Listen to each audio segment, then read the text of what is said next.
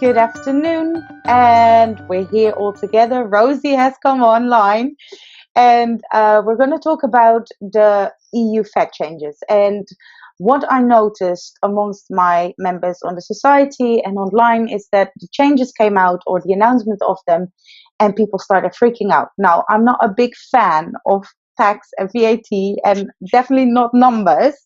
But thank goodness Rosie is, and she wrote a phenomenal blog post, which you can find in the chat box, in the admin notice, and where she clarified some stuff and gave some calm where everybody was panicking. That made me decide to contact her to see if we could do a short hangout where we discuss what she has written in the post, and where she can elaborate on that a bit and to answer some of the questions you might have. I'm going to be very clear, because this will also be recorded. This doesn't constitute legal advice. This is just the view as Rosie sees it, and she will explain later. And to give you a short insight, it's all very grey area. So if you want to get to the nitty gritty, get in touch with your accountant or somebody who can advise you otherwise. But this is just to get you clear, get you organized, give you an indication on what to look out for in your business to get it ready for the changes. I'm Rosie Slosick, and I run One Man Band Accounting, which I help freelancers do their own tax returns, particularly if they're a rather big fan of cake. I started this because I heard about all this back in July, and it was immediately quite obvious to me that the people running it really didn't know that our kind of like businesses like ours actually exist, which is, to be honest, we're kind of used to that. But this was a bit different than the usual. And as you know, most of you say there's VAT changes coming on, we tend to think it's not to do with us. So now, basically, what's really happening is that the whole rules of supply are actually changing, and so this is basically just a tax change.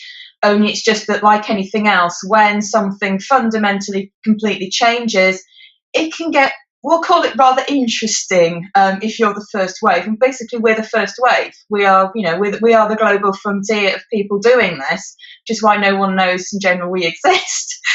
And so this, what I wanted to do with, I was pleased when Vinita approached me, is because, it's quite, oh my goodness, I don't understand all of this. And to be honest, nobody really understands all of this, because the legislation has come through. And if you're an extremely big business, and by this I mean absolutely vastly huge international, you are okay, because you do have all the systems in place to sort out all the little bits. Everybody else, and I'm including very big businesses down for this, including the ones that are millions of turnover, have a problem, because unless you have a very huge turnover, all the technical stuff, it's more of a tech challenge really than a tax thing. We're not trying to avoid paying tax. But unless we're able to go and get the different details and everything's clarified so we know where we are, we can't. It's kind of difficult when you're not able to comply with the law because of technical challenges. So the first thing I wanted to say is that this isn't a big, oh my goodness, dig at really tiny businesses like ours. It's actually a problem for huge amounts of businesses. And the main thing is, anything that comes in like this is that you need to decide what you need to do for your business temporarily, because we don't know where we're going to be in 3 or 4 months' time. Keep checking up, keep up to date. Do as much as you can for your own personal sanity. Is probably a good word at this point, actually, to actually get the word out and keep the pressure off the politicians, because there's a lot we can do. HMRC can actually do if they've got the pressure, to take the pressure off the smallest guys, like the VAT threshold thing. But in general, we just sort of need to decide what's right and just keep an eye on it, because this is a fundamental worldwide tax change. It's not just about us, as selling of some ebooks, even if it is your living, or knitting patterns and all the rest of it. It's just that, as usual, we're the people making the fuss and driving it. So I want to save space, basically, so you can just get all that out there, so you feel better, you can get the stuff out there. And really, the main thing is, there actually aren't any answers at the moment. There aren't any. There is not a silver bullet. No one really knows. You just have to decide what's right and what you're comfortable with, and then go and make a decision, and that may change now 3 months down the line. Yeah. One of the questions I got in from my members, who unfortunately couldn't be here, was the society has women all over the world, globally. And the question was, this particular lady was in South Africa. Will this affect her? Yes. And when I wrote the blog post, I think it's almost 2 weeks ago now, I brought it out. And I think I was one of the few people, I think, out and said out in public that actually this affects you worldwide. It is not UK, it is not EU, it's a worldwide issue. So wherever you are, there's ways you can exactly get around it. But it's a bit easier if you're not in the UK and in the EU, because you can actually put processes in place a little bit easier. But fundamentally, yes, it does. Again, this isn't a small business thing. This is a massive business thing in the States, and they've only just started to realise because of all the fuss that us guys in the UK, as a small group of us, have started to make. So go out there, retweet, make a big thing. Don't get too sucked up in it. Don't let your energy change. But it really does make a big difference. This is not a small business issue. This is a business issue, full stop. That's just we're in the driving seat. Well, it's good that people stand up. I mean, it is worrying. And I noticed that lots of people are worried because the margins, obviously, for small businesses aren't that high. So if you all of a sudden have to think about, oh, I need to get, so-and-so software to make it all work for me, or get an accountant who is constantly on the case because you have lots of small transactions, then you tend to think, okay, why am I working again? And that is, I think that is what is freaking people out. I'm getting lots of messages in. I'm looking in the chat box, and I think maybe we can start answering some of them. Can I just say to your point, that is actually, most of us actually are creative businesses, so think creatively. So, for example, this is actually a great time you may want to take your business down for a couple of weeks or whatever. Maybe you need to, this is the time to look at your business for the longer term. Maybe change things slightly. Maybe do temporarily for a year, do a lot more live things, move things around a bit. What do you actually really want to do long term? This is a great opportunity to do some long term planning. And it might just be that you do things differently for a couple of years until things are settled down, so you don't do all of that stuff that you're not comfortable with yet. Yeah. This is a great opportunity for that. And before the 31st of December, you can have a sales drive. A lot of us are out there going, oh, goodness, I really love that person's stuff. I need to buy it now. Yeah. Go and do a sales drive. And again, it means you get them more money before Christmas when it's handy. Yeah. So back to the questions.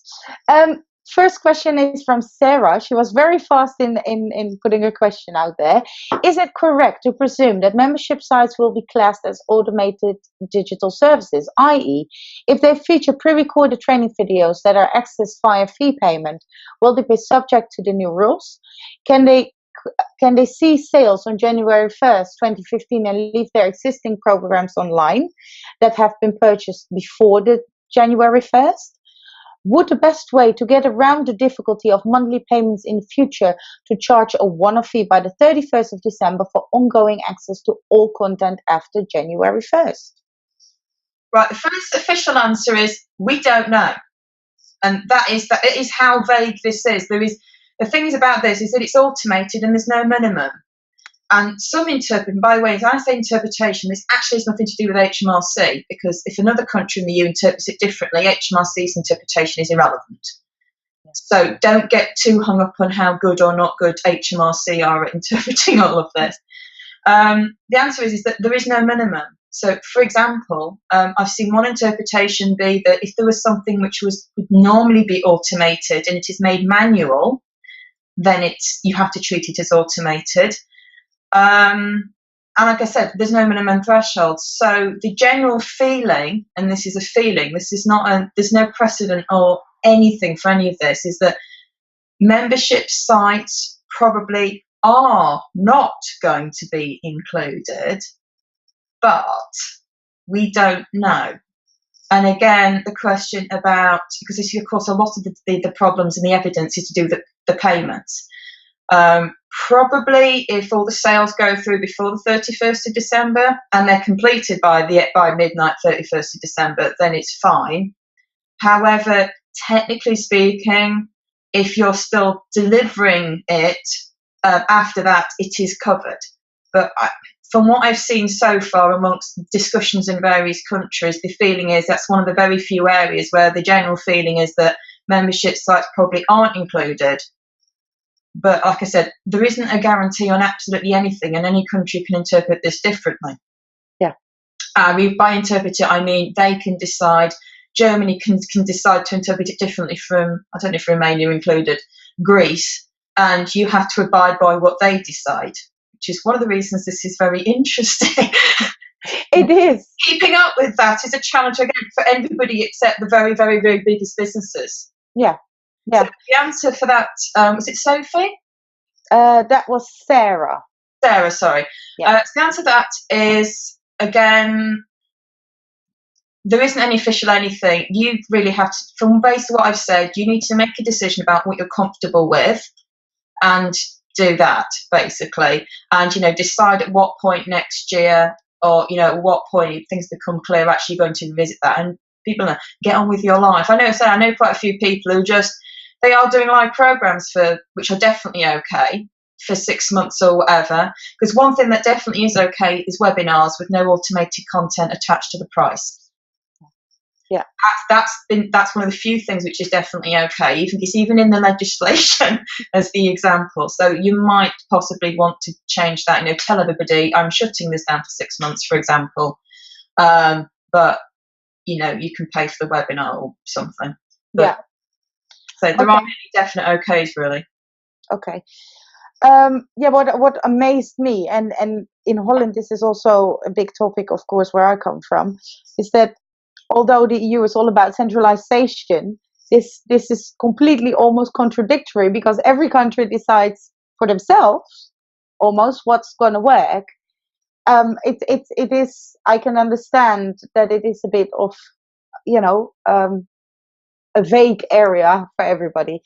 The next question is Sarah again. This is a technical one. This is going to be joy for both of us. How can you prevent online sales to the EU? All articles lead to the fact that only potential way around this new law eventually, if technically possible, is to sell worldwide minus the EU. Answer is you can't, and even that is not possible, because you require 100% compliance. And this is one of the problems. Even if there are a few plugins, and plugins might be the right word, there are various sort of add-ins and plugins and various things and drop-down boxes and various techie things that actually could do that. But everything always has downtime. Yeah. And for example, say someone puts in the information incorrectly, either deliberately or not deliberately, you're still liable, and you still have to keep all the data. It's sort of like a means.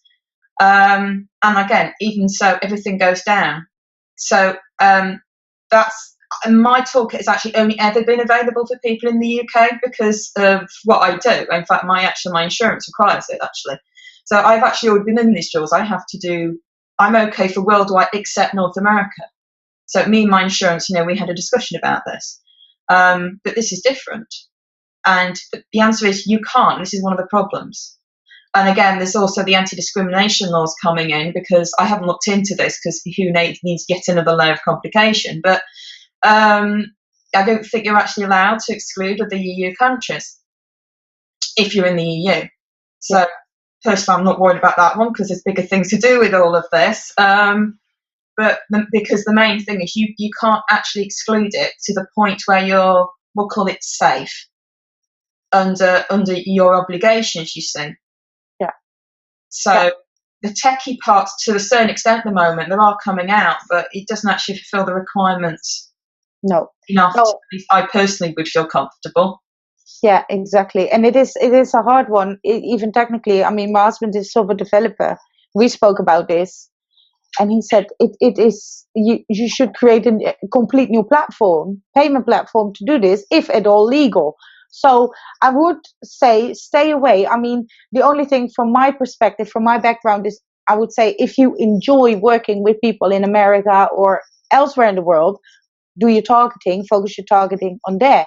However, like Rosie just said, have your paperwork in check and have everything filed according to the rules. Because if you do get a check, and even though you're selling elsewhere, if it isn't up to scratch, you're gonna seriously, have an issue.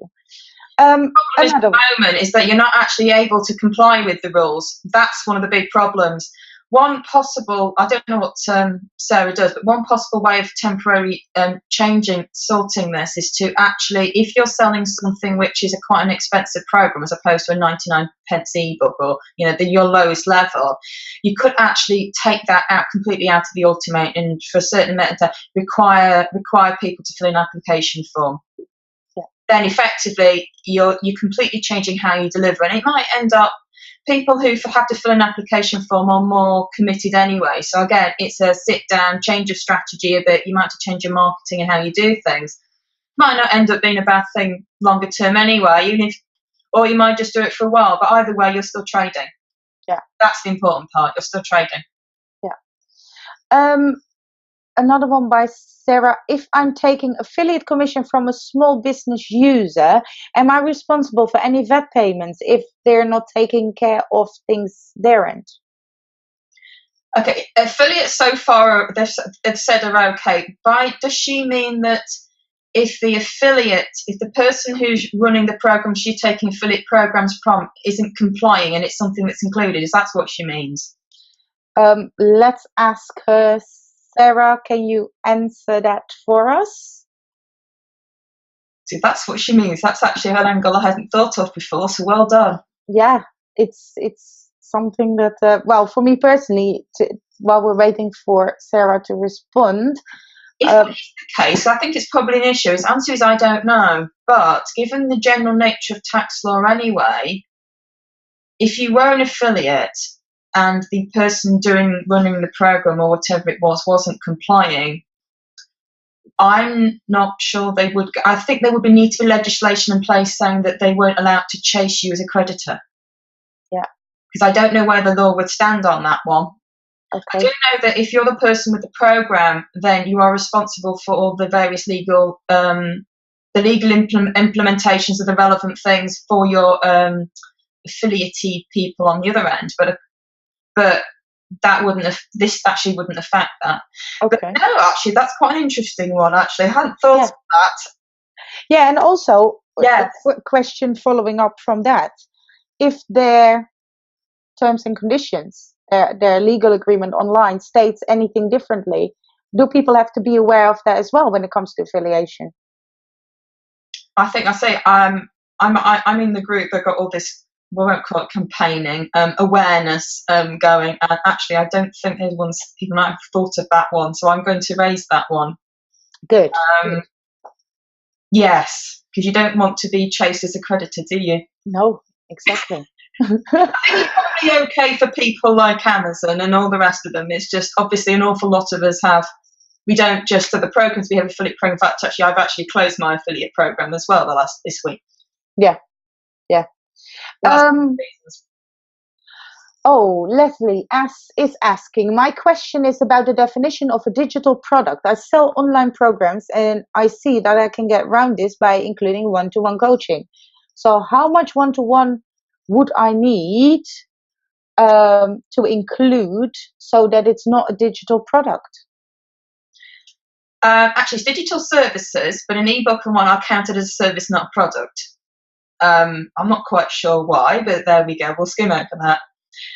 The answer is we don't know because there is no minimum level. And again, some of them have said that, well, if you take something that previously would have been automated, and then, for example, because you don't have high volume, you manually email it. I've seen sources saying that actually that would count because it would have been automated because because what we're talking about here is actually levying tax. So it could be interpreted as a tax dodge, which obviously we don't want to do. And there is no minimum level. Yeah. So if you have one-to-one coaching and as part of that you physically give a physical copy to somebody. Now, if it's something that you haven't actually sold before as a digital product, then probably you find just emailing it, to be honest. But if it's something you previously sold, and then you're emailing it, that could be interpreted as a tax loss, which again, because there's no minimum, which is why this is all quite tricky. Because of course we're wanting to avoid the fact that it's very practically almost impossible to comply with this, but ultimately this is actually about levying tax, and you don't want to be avoiding tax either, because we don't want to. Tax is good, it pays for our bills and fire engines and things. Yeah. But the main thing is not accidentally doing something which could be interpreted as not good tax avoidance, as opposed to having an ISA, which is fine. Yeah. I think there was another point. And the other thing is not to freak people out, but actually this is the first wave. They will be doing physical products next. And I think it'll be a while. So again, if you're going to reposition your business, don't reposition it vastly, hugely around something that's going to be next. Although, to be honest, I think that will be quite a few years, given how long time this is going to take to sort out. Yeah. So possibly yes and possibly no. Again, you need to sort of have a look at it and decide. Yeah. And just get on with it. There is an anonymous question, I think, as it states private, so I won't mention the name. EU VAT regulation isn't supposed to disproportionately affect protected groups like women, people with physical abilities, people with mental health issues. From my experience, lots of people running digital micro businesses fall into these groups. Could we use this to push the issue? Yes, I have. On my blog post, I made quite a big, substantial fuss saying that actually this isn't it's not even about very small businesses. It's not even about businesses. It's actually a much, much wider issue. I mean, fundamentally, this will have, until it's all sorted out and we can all comply with the law in a way that's workable, this will actually have a massive impact on the government's own coffers. Because, I mean, I personally have several clients who are not on benefits because they have a digital business. I've had a lot of conversations the past few weeks of people who are on benefits, and including, childcare, child tax credits, working tax credits, that kind of thing as well. And a lot of them are looking after parents as well, and that's another side of it. And, they were going to law and businesses to get them off it. Yeah. And it's all on hold. Some people have been absolutely fine. They're a lot relieved now because I've had a chat and they've gone, oh yes, but I could do that. And I said, yes, you could do that. That's fine. And they've just changed what they were going to do, because really that's what we want. It's ideally, you don't want to be stopping trading. You want to find something that works, both for complying with your legal responsibilities. But again, you can be a sheep and lemming and panic. And I know it's really, really easy. It's very hard not to get sucked in. But really, if you're going to have a business that's going to pay bills and it's going to work, you need to become a business owner. A business owner recognises a massive thing when it's there. And again, this is not the usual red tape. It goes, right, okay, what am I going to do? And, go out and get lots of support, I would say, because everybody needs lots of support on this. Absolutely everybody, including myself. There's a lot of opportunities I've turned down because of this, because I know that at the moment I need to look after myself more than I need the opportunities. It's amazing it is to say that. So that would be my thing, is to, yes, absolutely push that. Get onto those organisations to push it, but it's not really about that. The angle really about that, it's not what we know how all the portrayed is. Poor little person with mental health difficulties. Yeah. It's not about that. It's about this person wants to get out of the state helping pay for their bills. They want a business. They want to be a taxpayer. And this is how they were going to do it. And this needs to be worked out in a way that really works. And you're not exposed to the multiple levels of foreign tax risk. So basically, you can put money back in the economy. And this is, the European global economy. It's not just a British thing.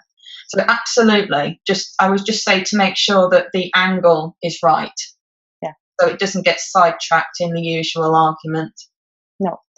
What I would like to add in, if somebody has a story on how they think this will affect them, and they want to share it on The Real Women, by all means, just write me an email, go onto the site, contact me, and I'll be happy to feature your story. Because I think that's the whole reason why we're doing this webinar. It is such an important issue, and so many are going to be affected. Paula is saying, my entire business focuses on helping people. Oh, it shot away. There we go. Creating courses. I'm very worried. Felix is saying about companies outside the EU. Oh, he's answering a previous question, I think. Felix is asking a question. What are you going to do with PayPal subscription? I got PayPal address from the time the people subscribe, plus IP address from the first login. I think you mentioned something about PayPal and Stripe in your post, didn't you? Yes, I would suggest in my web post there is a link in there to a post that Claire Joseph has written. She actually went to talk to PayPal about this, and basically you can't rely on the PayPal price at the moment. What I say in my blog post is, when I originally wrote it, is that basically really legitimate is probably the wrong word. Really, most of this needs to go through the payment providers, because all but the very, very biggest businesses do use payment providers, because obviously there is other very severe, massive legislation to do with payment details and how you keep in data protection, which is one reason why we all use them. You don't tend to be very aware of that at the very small end, but actually there's some very severe legislation around that. So you do need to be using one anyway, because you don't want to be dealing with that. And again, that's cross-country, and there's lots of precedents for that. So my personal view is that most of the solutions to this actually need to go through the payment providers, but they can't do it at the moment. Yeah. So Claire, the PayPal position on that is actually in Claire's post, which I've linked to in my blog. Okay. For all clarity, for those who've missed it, the link to that blog post is available in the admin notice. I see that Felix followed up on his question. Would you cancel the subscription? For him, it's several thousands, or just keep them going, thinking about everything won't be treated as hot as it seems right now? There's a big question mark about subscriptions. So, for example, we got the group I'm in. We managed to get into the FT about this, and I put a message on their Facebook page saying, "Did you realise that your Financial Times online subscriptions to your newspaper may be affected by this?" Answer is we don't know, and probably they're not meant to be included. But since we don't know, because your service there is Philip, isn't it? Felix, your service is basically the same, as the Financial Times, and the Sun for that matter. They've got an absolutely ginormous readership, and all of those. It's in the same category. The general feeling is that it's not meant to be included, and probably is okay. But since we don't know, we don't know. Yeah. Paula is asking, if I was to run a course with live webinars and some digital content, would this be okay?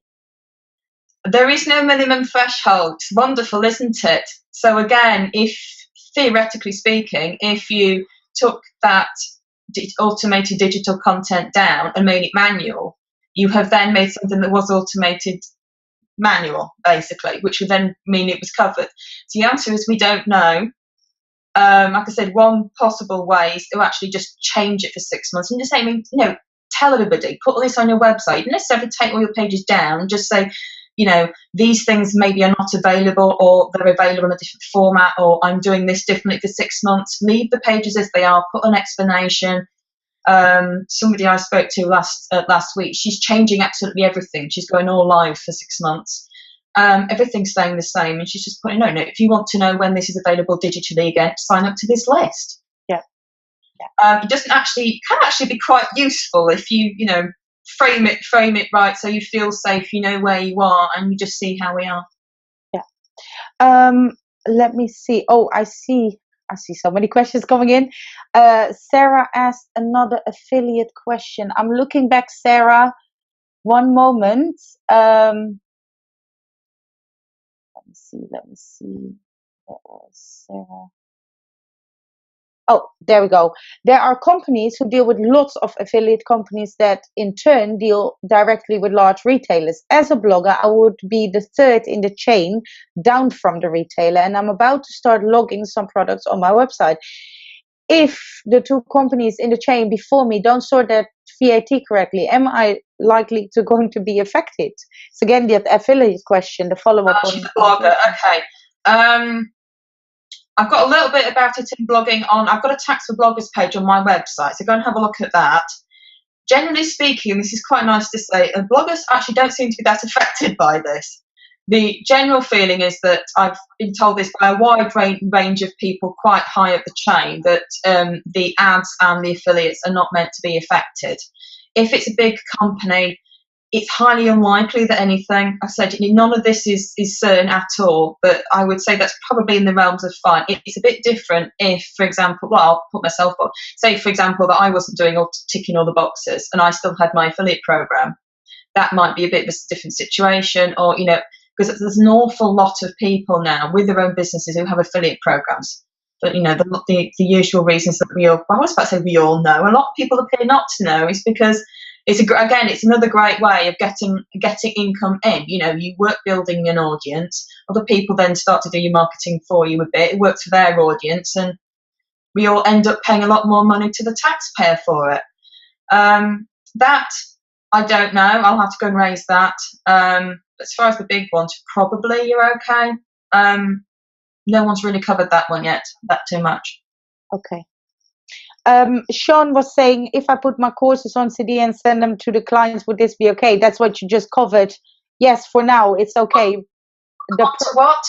If he would put the courses on a CD. A lot of people are doing that. There's a few mutterings about if you do that, make it manual, and previously it was automated, it's not included. But again, this is the whole, you've got to decide what you feel okay with. But I know quite a few software developers and, music downloads and all that kind of thing, the indie people, and that's what they're doing now. Yeah. Yeah. I see a lot of convo going on. Felix is in the meanwhile. Thank you, Felix, for also answering questions. The more we help each other out, the better. Jenny is asking, do we know what will happen to services used from, say, the US, for example, Aweber or hosting? Will we still have access to these after the 1st of Jan? We don't know. There's also a question mark about whether or not you'd actually have to hold all this data on EU servers or not. We're trying to find a bit in the legislation, but it wouldn't surprise me if that's actually the case. We're just trying to dig down and find out where it is. Yeah. Because, of course, quite a lot of us don't actually have that. Yeah, exactly. Dropbox, for example. Again, I think actually this week, if you don't already know about Safe Harbour and that kind of thing, it's a great opportunity to find out what Safe Harbour is and why it exists, and just that sort of area. Because, for example, me personally, I choose to use EU servers for a lot of reasons. And again, it's a great opportunity to educate yourself on what these things mean, and to actually know which countries that your data and your backups are held in. Because, of course, you need backups for all of this as well. Yeah. Wow.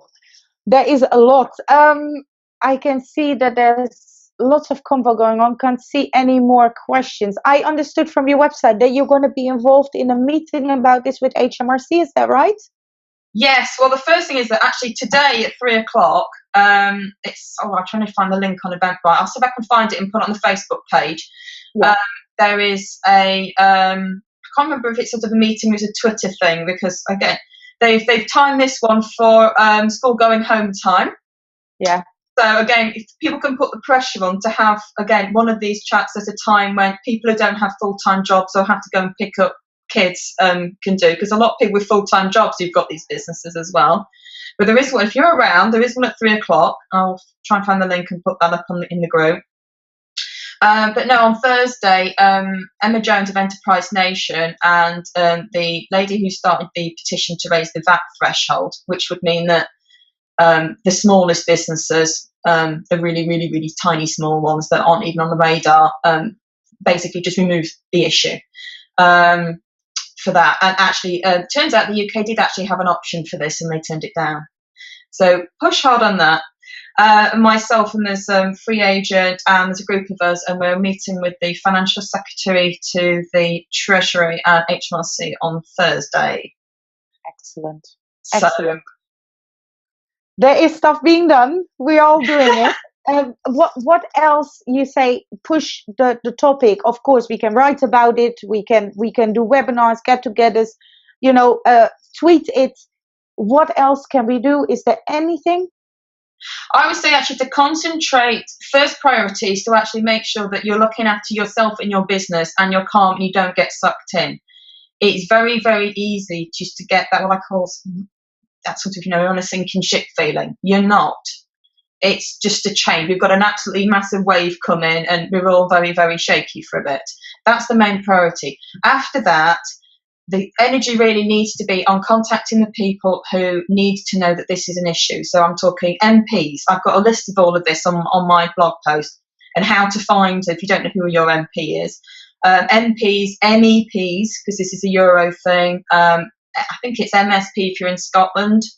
Again, if you're listening to this and you're not in the UK, it affects you too. Go and target the relevant political representative in your area, because after all, it affects the ability of their people to pay taxes. Because, you know, if we can't do it, then we can't pay them to pay the people in Australia. And actually, to focus that, and there's a lot happening on Twitter. But for example, if you write to your MP, that MP will assume it's the voice, the opinion of 7 people. Yeah. So write to your local press, get your local press involved. Write to the papers. A lot of the national press are not covering this yet. They think it's the small people. Well, yes, it is the small people, and we can be very, very loud. But actually, it's not just that. It is a massive issue. And we don't want to be restricted from things that we buy, and you know we can be educated by, and our ability to actually be taxpayers ourselves. And this needs to get sorted out. It's a much, much wider issue than people who sell knitting patterns.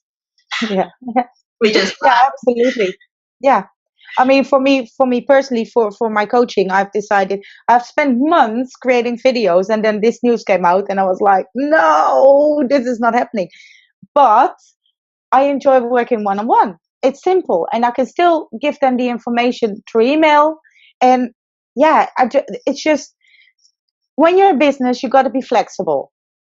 And you got to have some steel nerves every once in a while. And this is one of those occasions. Have those steel nerves, be flexible, and just get on with things. Because one of the worst things you can do is freak out and just sit there paralyzed, waiting for doomsday to come, and it won't come. And you're just holding yourself back. So like Rosie is saying, do not freak out. Just get organized in your head. I see Rhiannon wrote, thanks for all the info, but I'm now more confused than ever. All I can say is contact Rosie directly. You can find a link to her website, or your accountant, or Felix. Thank you for helping and answering all the questions. There are enough people out there who have the knowledge to give you some help, some direction, some answers.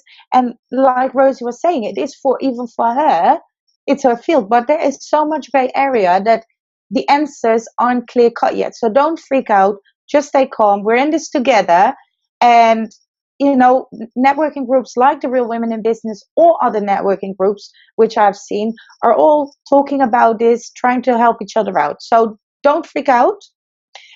Rosie, I want to ask you, once you have done your meeting with HMRC and you're ready to do a follow-up post, would you write one for the society, please? I'd love to. Wonderful, wonderful. And Felix, I see that you have a lot of knowledge. Please feel free to contact me, and we can set up a guest blog or something, because the more information is out there, the more people can filter what's relevant to them and get this over and done with. We did it nicely in 45 minutes flat. Lots of questions. I will make sure that the recording of this webinar will be made available on the website publicly. So not just for society members, but publicly, because it is such an important topic. And I want you all to have as much information as you can. I see one question coming in. Rhiannon, please feel free to join on the Real Women in Business page or website. And if you think any of us can help you, then let us know, please. You're welcome. Sarah saying thank you. All we're going to do now is close off. Thank you all for being here. Reach out if you need help. Get clear and get it over with. Okay. Have a nice afternoon.